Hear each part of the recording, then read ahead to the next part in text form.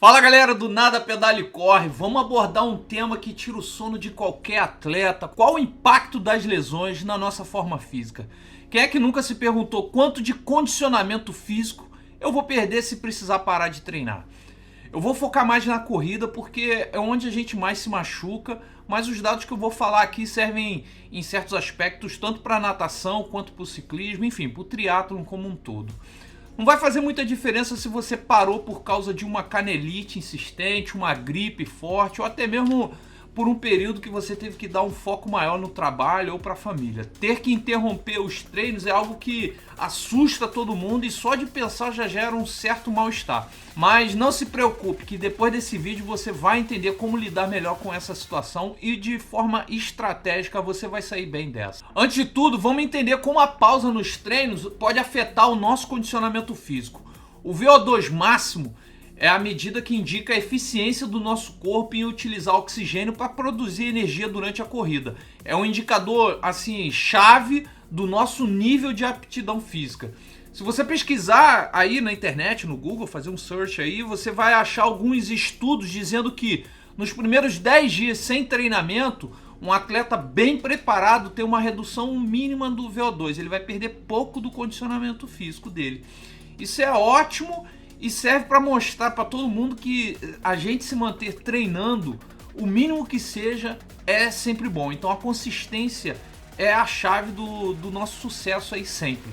Porém a galera que tá iniciando no esporte, seja ele na corrida, no ciclismo, no triatlon, que ainda não construiu uma base sólida de condicionamento, vai enfrentar uma perda maior do condicionamento durante esse período de pausa. Então vamos lá, após uns 14 dias, a queda no VO2 máximo é de cerca de 6%, e essa redução aumenta à medida que o tempo sem treinar vai aumentando. Mas nem tudo é notícia ruim, tem uma notícia boa. Com o treinamento adequado, a gente consegue recuperar esses 6% do VO2 em apenas 1 ou 2 semanas de treino depois do retorno aos treinamentos. Por isso é muito mais inteligente e eficiente cuidar da lesão de forma proativa, por exemplo, se você parou por causa de uma lesão, tirar alguns dias de descanso e se recuperar mais rápido, do que ficar levando como dá e acabar tendo que parar por mais tempo aí no futuro por causa de uma lesão crônica. Estudos indicam que as perdas estruturais mais significativas ocorrem em um período de 10 a 28 dias. Isso significa que uma pausa de 5 a 10 dias, por exemplo, não vai resultar uma perda significativa de força muscular. Você não vai perder o tônus muscular ali tão rapidamente. E aqui eu diria que no ciclismo você também não vai sofrer tanto para retornar se for um intervalo pequeno de tempo aí fora dos treinos. Mas você que é um atleta de corrida, vale a pena começar a pensar em incluir o ciclismo, mesmo que indoor, como forma de manter a sua forma física durante o período de pausa, ou se você tiver acesso a uma piscina, também pode estar fazendo a natação. É importante lembrar que quando a gente retorna à corrida, é fundamental fazer isso de forma gradual para permitir que os músculos, articulações e tendões se adaptem adequadamente a esse retorno. A gente que faz triatlon já tem essa tendência de mudar de esporte a todo momento. Então, para responder a pergunta inicial, quanto de condicionamento físico você vai perder quando parar de treinar?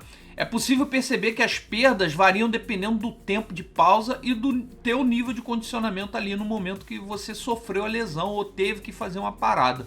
Por isso que é essencial entender do seu corpo e agir de forma inteligente caso você precise parar temporariamente de treinar.